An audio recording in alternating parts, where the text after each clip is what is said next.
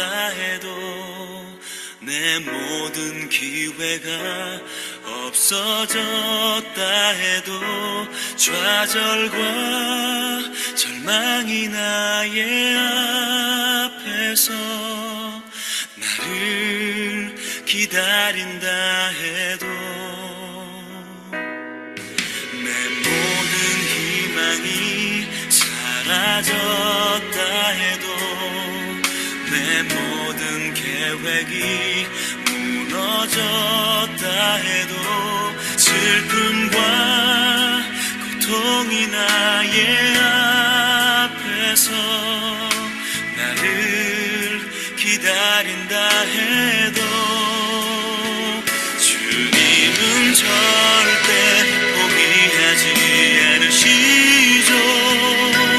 내가 모든 걸 포기할 때 나를 일으키죠.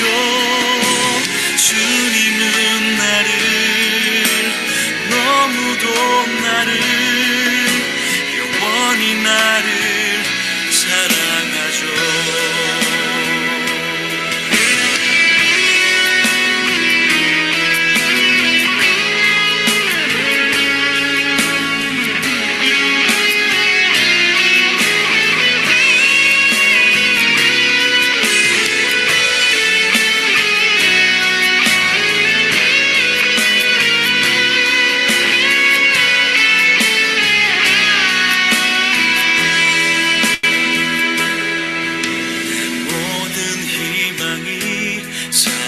사라졌다 해도 내 모든 계획이 무너졌다 해도 슬픔과 고통이 나의 앞에서 나를 기다린다 해도 주님은 절대 포기하지 않으시죠. 내가 모든 걸 포기할 때 나를 일으키죠. 주님은 나를 너무도 나를 영원히 나를 사랑하죠. 주님은 절대 포기하지 않으시죠. 내가 모든 걸 포기할 때 나를 일으키죠. 주님은 나를 너무도 나를 영원히 나를 사랑하죠. 주님은 절대 포기하지 않으시죠. 내가 모든 걸 포기할 때 나를 일으키죠. 주님은 나를 너무도 나를 영원히 나를 사랑하죠.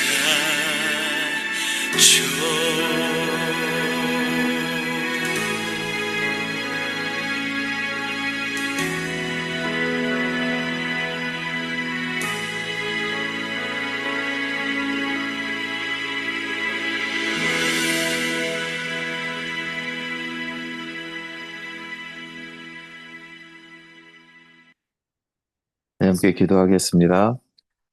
하나님 감사합니다. 저희들 주님을 예배하고 찬양하는 자리로 불러주시고 주님께 온 마음을 다해 나아갈 수 있도록 은혜 주신 하나님께 감사드립니다. 우리가 찬양으로 고백했던 것처럼 주님은 절대 우리를 포기하지 않으시는 분이심을 믿고 의지하며 나아가게 하여 주옵소서. 하나님 아버지의 끝없는 사랑과 은혜가 우리의 삶 속에 늘 있게 하시고 그 사랑과 은혜를 기억하며 한 걸음 한 걸음 믿음으로 나아갈 수 있는 우리 좋은 친구교회 한 영혼 한 영혼 될 수 있도록 하나님 인도하여 주옵소서. 하나님의 말씀 앞에 온전히 겸손함으로 서게 하여 주시옵시고 하나님의 인도하심 앞에 감사함으로 나아가게 하여 주옵소서. 하나님 주님께서 2026년이라는 한 해를 저에게 또한 허락해 주셨습니다. 매일매일의 삶이 매일매일 그 하루하루가 날마다 새로움임을 저희들 기억하게 하시고 하나님과 늘 동행하는 삶 살아갈 수 있도록 하나님 인도하여 주옵소서. 힘들고 어려운 일들이 있다 할지라도 하나님을 기억하며 주님의 인도하심을 기억하며 감사하며 한 걸음 한 걸음 나아갈 수 있도록 또한 힘과 능력을 더하여 주시기를 간절히 소원합니다.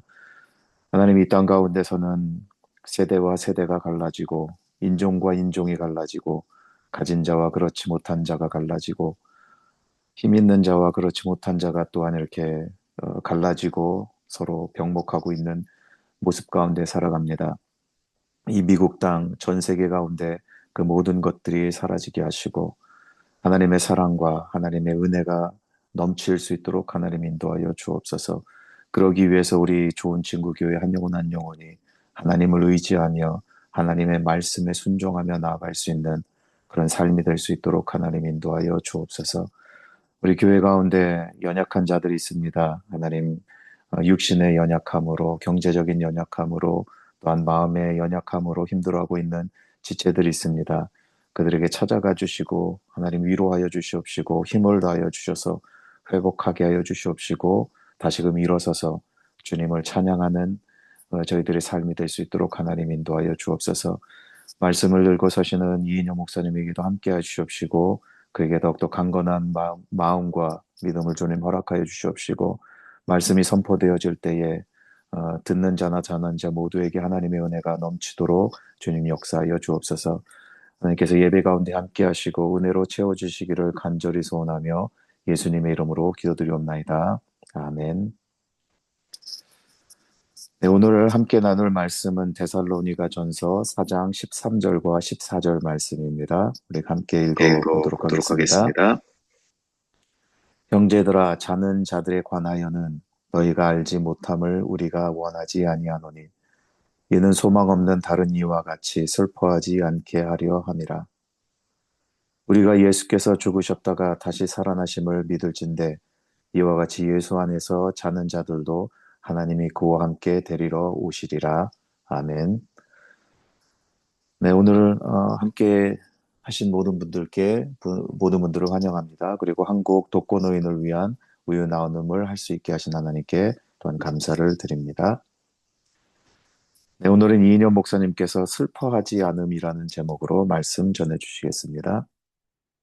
우리들이 예수님을 나의 주로 삼고 살면서 얻는 많은 유익 중에 가장 큰 유익이 무엇입니까?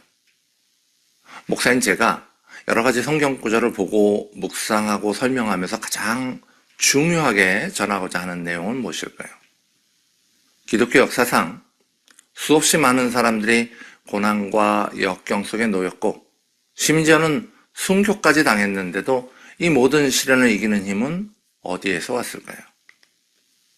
죽음을 이기신 예수, 즉 예수님의 부활, 그리고 그 예수님을 믿는 이들에게 주어지는 약속, 부활, 죽은 자들의 부활, 예수 믿으면 부활한다. 이것이 우리가 믿고 전하는 신앙의 핵심인 동시에 성도로서 세상에 있으면서도 어려움과 고난을 겪어도 두려움과 좌절이 가득한 곳에 있어도 항상 담대할 수 있는 이유가 되는 것입니다. 우리가 나이가 들면서 흔히 느끼는 한 가지는 뭡니까? 이 삶이 참 짧구나. 생명이 참 더덥구나. 이 세상의 욕망들이 참 헛되구나. 이런 것들 아닙니까? 그러나 성도는 육체의 죽음을 넘어서 사는 이유로 이와 같은 삶의 연약함 앞에 좌절하지 않죠. 계속해서 가야 할 곳이 있는 거예요. 여기가 끝이 아닌 거예요. 상상할 수도 가늠할 수도 없는 영원한 시간이 우리 앞에 있는 겁니다. 그건 참 엄청난 일입니다. 성도의 시간표는 그래서 불신자들의 시간표와 같지 않습니다. 믿지 않는 자들이 이해할 수 없는 그것을 우리가 가지고 있어요. 자, 그렇다면 이제 막 복음을 받아들인 데살로니가 교회 성도들의 시간표는 어땠을까요? 데살로니가전서 4장 13절의 말씀입니다. 제가 읽어드리겠습니다. 형제들아, 자는 자들에 관하여는 너희가 알지 못함을 우리가 원하지 아니하노니 이는 소망 없는 다른 이와 같이 슬퍼하지 않게 하려 함이라. 죽음을 잠에 비유하는 표현은 사실 기독교에만 있는 것은 아닙니다. 하지만 비기독교인들에게 있어서 죽음은 영원히 깨어날 수 없는 잠입니다.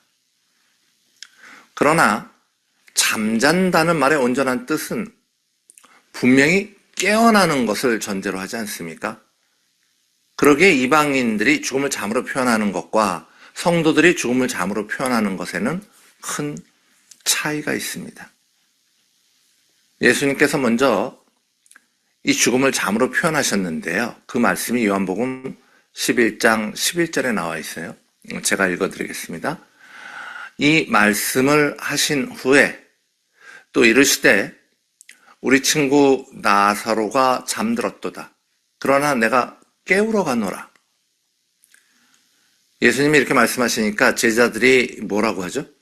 제자들이 이르되 주여 잠들었으면 낫겠나이다 하더라. 지금 예수님이 나사로의 죽음과 부활을 이야기하시는데 더욱이 그 부활이 저절로 생기는 것이 아니라 예수님이 주시겠다는 이야기를 하시는데 제자들이 전혀 알아듣지를 못하는 장면입니다. 분명히 예수를 만나서 예수님의 가르침에 감동을 받고 예수님의 기적을 통해 예수에 대한 무한한 신뢰를 가졌긴 했지만 죽음과 부활 그리고 그 부활이 예수를 통하여 이루어진다는 사실에 대해서는 아직 잘 인식하지 못하고 있었다는 말입니다. 예수님께서 죽음을 잔다라고 말하시는 이유가 믿는 자는 죽은 후에 반드시 살아나는 부활이 있다는 건데요. 이 부활에 대해 제자들조차 정확하게 이해하고 있지는 못했다는 거죠.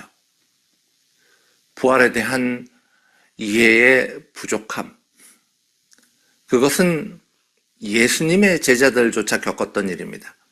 그렇다면 이제 막 복음을 전해들은 데살로니가 교회는 어땠을까요?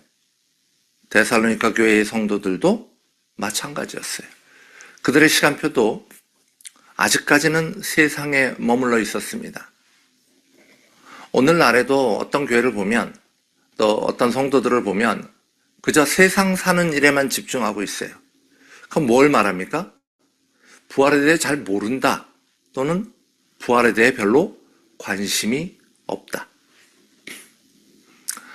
데살로니가 교회도 그랬던 거죠. 자, 이런 교회를 향하여 사도 바울이 이렇게 말을 시작합니다. 자는 자들에 관하여는 너희가 알지 못함을 우리가 원하지 아니하노니.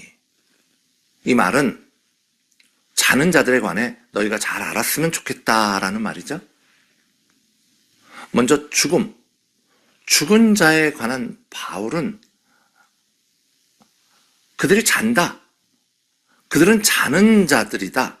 라는 관점의 변화를 시도합니다. 죽은 거 아니야. 자는 거야. 죽은 자 아니야. 잠자는 자들인 거야. 죽음, 멸망, 끝, 소멸이라는 단어의 정의를 잠듦, 휴식, 평안, 회복, 다시 깰 수 있음이라는 정의로 바꾸는 겁니다. 부활이라는 이야기를 구체적으로 하기에 앞서서 우리가 기존에 가지고 있던 죽음이라는 일의 의미를 바꾸는 거예요. 죽음이라는 말의 정의를 바꾸는 거예요. 성도의 죽음에 대한 새로운 인식은 예수님의 말씀을 통해 우리가 더욱 명확하게 이해할 수 있는데 요한복음 11장 25절에서 26절의 말씀입니다. 예수께서 이르시되 나는 부활이요 생명이니 나를 믿는 자는 죽어도 살겠고 무릇 살아서 나를 믿는 자는 영원히 죽지 아니하리니 이것을 내가 믿느냐.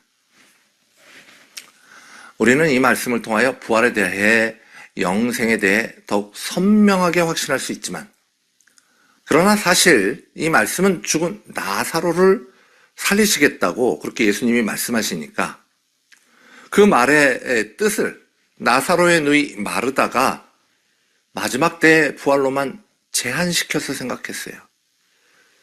그래서 성도의 죽음과 부활에 대해 다시 한번 예수님이 설명하신 말씀이 이 말씀입니다.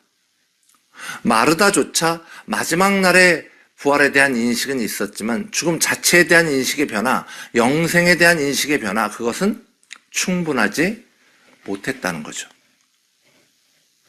이처럼 죽음에 대한 이해, 부활과 영생에 대한 이해는 예수님의 제자들도, 예수님의 친구들도, 데살로니가 교회 성도들도, 그리고 오늘날 우리들도 쉽지 않습니다. 예수를 믿고 따라도 잘 모를 수 있다는 말이죠.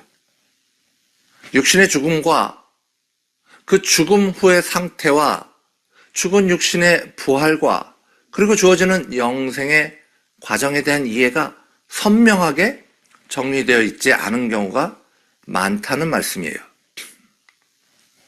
그래서 바울은 이제 이것을 설명하려고 하는데, 우리가 죽음과 부활에 대해 이해가 필요한 이유가 뭐라고 말하고 있습니까? 왜 이걸 알아야 한다고 말하고 있죠? 성경 본문에서는 뭐라고 말하고 있습니까? 슬퍼하지 않게 하려 함이라. 그리고 이어서는 이렇게 말합니다. 데살로니가전서 4장 14절의 말씀이에요. 우리가 예수께서 죽으셨다가 다시 살아나심을 믿을진대 이와 같이 예수 안에서 자는 자들도 하나님이 그와 함께 데리고 오시리라.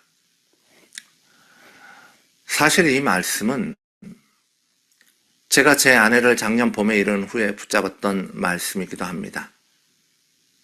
만약 제가 그때 이 말씀을 붙잡지 않았다면 여러분들과 이렇게 하나님의 음성, 성경 내용을 나누는 은혜로운 시간을 가지기 힘들었을 것 같아요.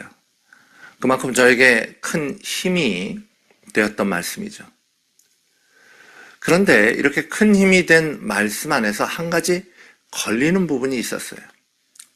슬퍼하지 않게 하려 함이라. 슬퍼하지 않게 하려 함이라. 예수를 믿어서, 부활을 믿어서 죽음에 대한 공포에서 벗어나고 죽음은 죽으리라는 각오로 살 수 있게 된 것이 성도의 삶이라는 것에 대해서는 전적으로 동의를 할 수 있지만, 가족이 죽었는데, 아내가 죽었는데 슬퍼하지 말라고요? 그게 되는 일인가? 이게 맞는 말인가? 그런 생각이 드는 거죠. 성도는 슬퍼하면 안 되는 건가? 세상을 떠난 아내를 향하여 슬퍼 울면 믿음이 부족한 건가? 스스로 이런 질문이 드는 거예요. 그래서 이 말씀을 준비하면서 고민이 많았습니다. 슬퍼하지 말라는데 난 왜 계속 슬퍼할까? 부활을 믿는데 난 왜 계속 힘들까? 주석책들을 찾아봐도 명쾌한 답을 얻기 어려웠어요. 그저 성도는 믿는 자들이 죽으면 오히려 좋은 곳에서 평안을 누리게 되니까 슬퍼하기보다는 기뻐하며 하나님께 감사라는 말이라고, 그렇게 이 구절을 해석해 놓은 경우가 많이 있었어요. 그러나 직접 이러한 일을 당한 저로서는 그 말이 쉽게 와닿질 않는 거예요. 우리 이용표 목사님이 저희 집사람 장례 때 오셔서 C.S. 루이스의 그 헤아려본 슬픔이라는 책을 주셨는데요. 이 아내를 잃은 슬픔을 다룬 이 책에서 C.S. 루이스는 이렇게 말합니다. 딱하게도 시인은 내게 소망 없는 다른 이와 같이 슬퍼하지 말라는 말씀을 들려주었다. 그처럼 우리보다 훨씬 뛰어난 사람을 향한 말씀을 우리 자신에게 적용해보라고 할 때 나는 기겁한다. 최고의 기독교 변증가라고 불리는 사람이 아내의 죽음 앞에서 슬퍼하지 말라는 성경 말씀을 들으면서 난 그 수준 아니야. 이렇게 말하는데, 그런 말로 날 위로하려고 하지 마. 이렇게 말하는데, 제가 뭐라고 저의 신앙의 깊이가 C.S. 루이스를 넘어서겠습니까? 저의 믿음의 크기가 사도 바울을 따라가겠습니까? 이 말씀을 그냥 그렇게 이해한다면, 그냥 슬퍼하지 말라고 이해한다면, 그건 아예 저에게 적용이 안 되는 말씀인 거죠. 그러나 하나님의 말씀은 믿음이 큰 자나 작은 자나, 믿음이 깊은 자나 낮은 자나, 지식이 높은 자나 무지한 자나, 연륜이 오래된 자나 그렇지 못한 자나 모두에게 적용이 되는 이유로 그렇게 전혀 흉내낼 수도 없는 내용을 여기에 써놓았을 리가 없다는 생각이 들었습니다. 더욱이 이 글은 신앙의 깊이가 오래된 그런 연륜 있는 성도들을 향해 쓴 글이 아니라 이제 막 믿음을 갖기 시작한 성도들, 말하자면 초신자들, 데살로니가 교회의 초신자들을 돕기 위해 바울이 쓴 글 아닙니까? 아직 걸음마도 힘들게 하는 사람한테 달리라고, 뛰어보라고 그랬을 리가 없지 않겠습니까? 그래서 이 말씀은 좀 더 조심스럽게 이해하는 것이 맞겠다는 생각이 들었습니다. 본문은 이렇게 말하고 있습니다. 소망 없는 다른 이와 같이 슬퍼하지 않게 하려 함이라. 그냥 슬퍼하지 않게 하려 함이라가 아니라 소망 없는 다른 이와 같이 슬퍼하지 않게라는 말은 우리가 두 가지로 나누어 생각할 수 있는데요. 첫째는 소망 없는 다른 이들은 슬퍼하지만 우리는 슬퍼하지 않는다. 그리고 둘째는 우리의 슬픔은 소망 없는 이들의 슬픔과 같지 않다. 이렇게 두 가지 방법으로 해석할 수 있을 것 같습니다. 저는 개인적으로 두 번째 견해, 우리의 슬픔은 소망 없는 이들의 슬픔과 같지 않다가 더 맞다고 생각합니다. 그 이유는 우선 초신자들에게 C.S. 루이스 같은 사람조차 넘을 수 없는 일을 해내라고 그렇게 강조했을 리가 없다는 것이고요. 둘째로는 아브라함과 예수님의 눈물 때문입니다. 창세기 23장 2절의 말씀이죠. 사라가 가나안 땅 헤브론 곧 기랏 아르바에서 죽음에 아브라함이 들어가서 사라를 위해 슬퍼하며 애통하다가, 이 본문에서 슬퍼하며의 원문 뜻은 이게 가슴을 치며 큰 소리로 통곡하는 것을 말해요. 이 애통하다라는 것은 감정을 자제하긴 하지만 계속해서 흐르는 눈물을 말해요. 이 평생을 나그네처럼 살아온 아브라함이 자신을 믿고 그 험난한 나그네 생활을 동행했던 아내를 향하여, 그 고맙고 사랑하는 아내를 향하여 지금 비통해하며 울고 있는 겁니다. 그렇다면 아브라함은 죽음에 대한 이해가 없었을까요? 아브라함은 믿음이 부족했을까요? 아니죠. 아브라함은 믿음의 조상입니다. 그렇다면 예수님은 어떠셨습니까? 친구 나사로의 죽음 앞에서 예수님은 어떠셨죠? 요한복음 11장 33절에서 35절의 말씀이죠. 예수께서 그가 우는 것과 또 함께 온 유대인들이 우는 것을 보시고 심령에 비통히 여기시고 불쌍히 여기사 이르시되 그를 어디 두었느냐? 이르되 주여 와서 보옵소서 하니 예수께서 눈물을 흘리시더라. 나사로를 잠잔다고 하신 예수님이, 부활을 이뤄내는 주체가 되시는 예수님이 나사로의 죽음 앞에서 슬퍼하며 눈물 흘리셨습니다. 예수님은 믿음이 없어서 슬퍼하셨을까요? 못 살릴지도 몰라 이런 마음에 오셨을까요? 그럴 리가 없지 않습니까? 자, 그래서 이제 우리는 아내를 잃은 성도가, 남편을 잃은 성도가, 가족과 친구를 잃은 성도가 울 수 있다. 슬퍼하는 건 너무나 당연하다. 그리고 성경은 그것을 금하지 않는다라는 사실을 확인할 수 있습니다. 그래서 본문에 소망 없는 다른 이와 같이 슬퍼하지 않게 하려 함이라 라는 말은 우리의 슬픔은 소망 없는 다른 이들의 슬픔과는 같지 않다라고 해석하는 것을 저는 더 선호합니다. 그렇다면 소망 없는 다른 이의 슬픔은 무엇이고 성도의 슬픔은 무엇일까요? 소망 없는 다른 자들에게 죽음은 종말입니다. 끝입니다. 영원한 이별입니다. 망함입니다. 썩어짐입니다. 전적인 상실입니다. 완벽한 단절입니다. 갑작스러운 멈춤입니다. 희망의 상실입니다. 회복할 수 없는 파괴됨입니다. 고통입니다. 그것이 죽음입니다. 그것이 소망 없는 이들의 슬픔입니다. 그렇다면 성도가 슬퍼하는 이유는 무엇입니까? 부활을 믿는데, 영생을 믿는데, 천국을 믿는데도 왜 슬퍼합니까? 왜 고통으로 몸부림칩니까?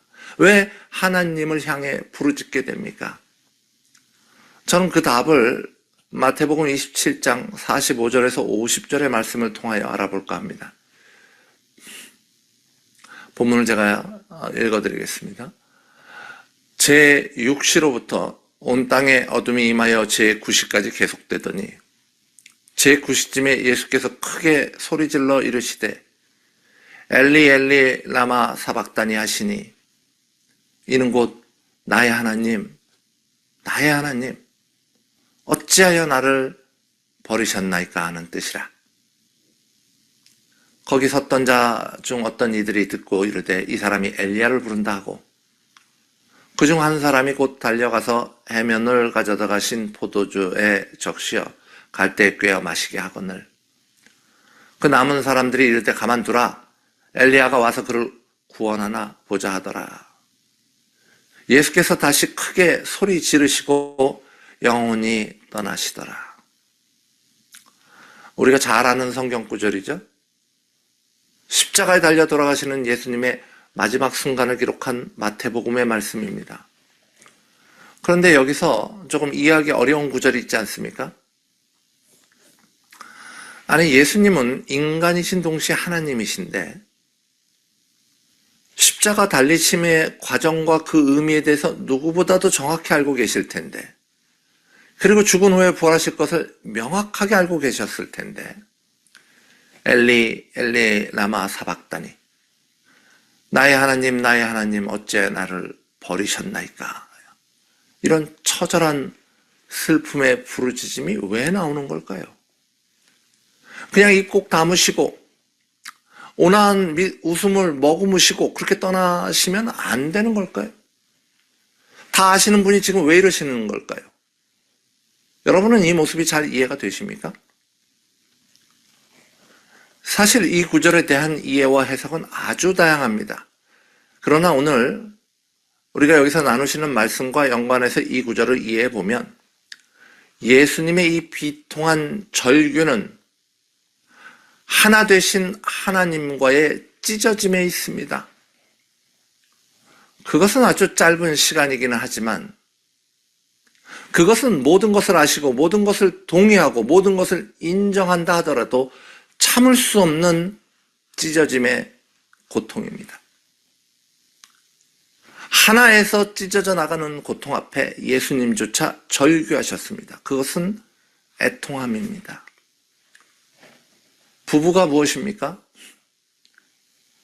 창조 때로부터 사람을 남자와 여자로 지으셨으니 이러므로 사람이 그 부모를 떠나서 그 둘이 한 몸이 될지니라. 이러한즉 이제 둘이 아니요 한 몸이니. 마가복음에 나오는 말씀이죠. 그렇죠? 부부는 하나입니다. 그 하나가 자녀를 낳으면 그것이 가족입니다. 그래서 부부와 어린 자녀는 바로 하나입니다. 그래서 성도들이 겪는 슬픔은 망함과 종말에 대한 슬픔이 아니라 하나가 찢어지는 아픔인 것입니다. 예수님께서도 견디기 어려워 비통해 하신 하나였던 것이 분리되어 나가는 슬픔인 거죠. 영생을 못 믿어서, 부활을 못 믿어서 하나님의 섭리를 몰라서 느끼는 슬픔이 아니라 찢어짐 그 자체의 통증으로 견딜 수 없는 아픔이라는 말씀입니다. 이것이 소망 없는 자들의 슬픔과는 다른 성도의 슬픔입니다.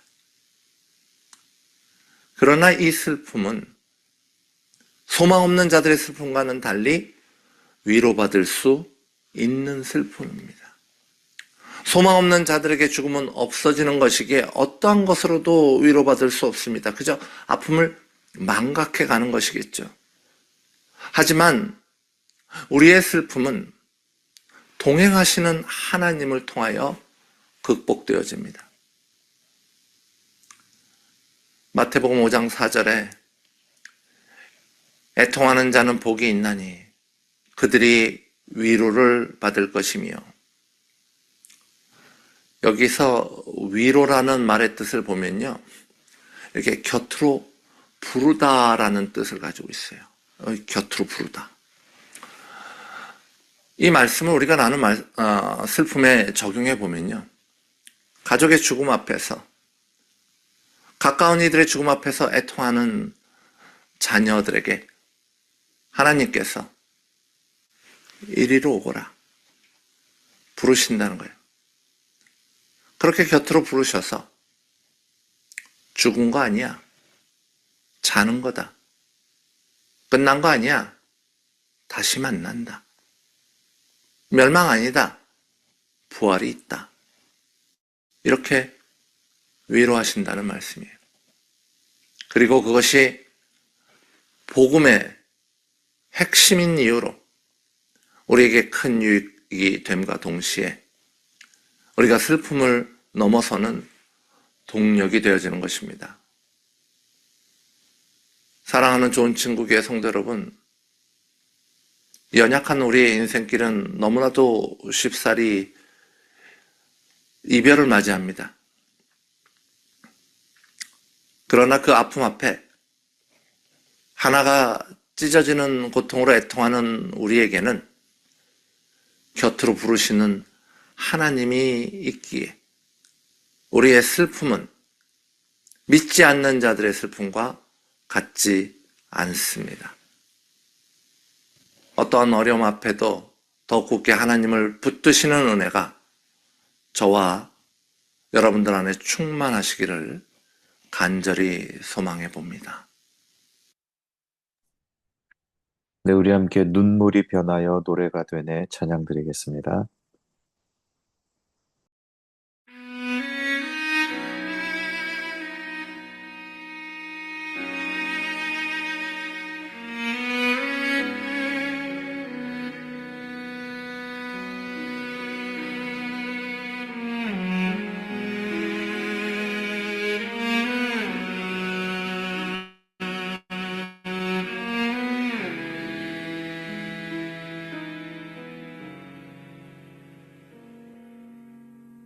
아무도 모르는 나의 아픔을 홀로 견뎌내던 긴 밤 지나고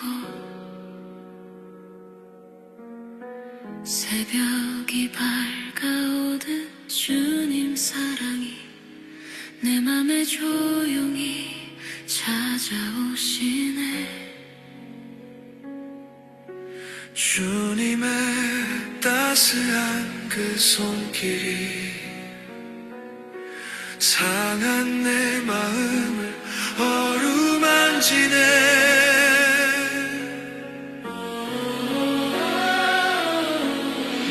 눈물이 변하여 노래가 되네. 한숨이 변하여 기도가 되네. 나의 슬픔을 기쁨으로 바꾸시는 주님의 놀라운 은혜라. 눈물이 변하여 노래가 되네. 주 안에서 찬양되리라.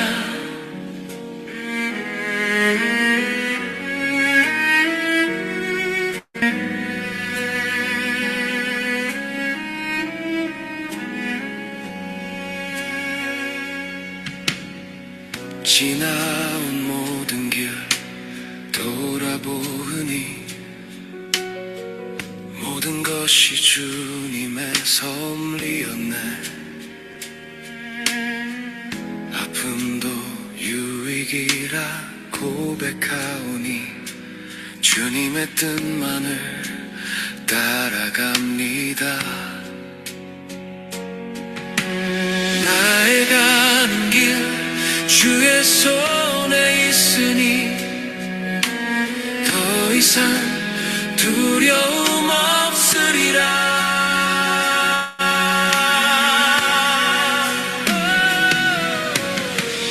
눈물이 변하여 노래가 되네. 한숨이 변하여 기도가 되네. 나의 슬픔을 기쁨으로 바꾸시는 주님의 놀라운 은혜라. 눈물이 변하여 노래가 되네.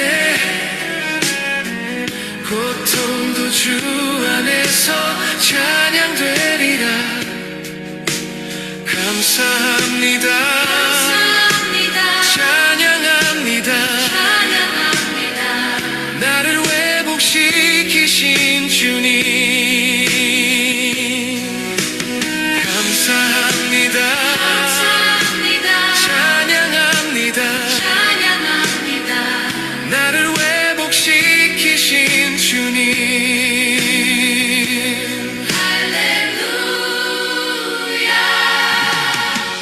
눈물이 변하여 노래가 되네.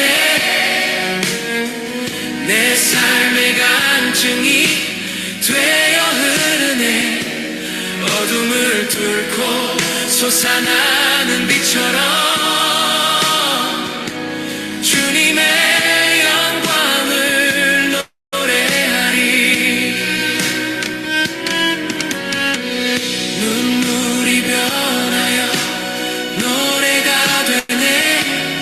영원히 주님만 사랑하리라.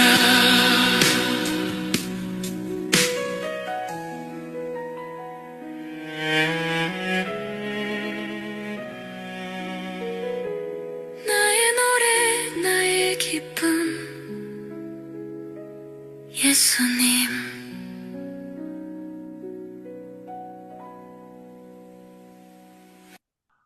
이제는 우리 주 예수 그리스도의 은혜와 하나님 아버지의 놀라운 사랑하심과 성령님의 감화감동 교통하심이 주의 자녀된 모든 성도들의 머리 위에 지금으로부터 영원토록 함께 없시기를 간절히 축원하옵나이다. 아멘.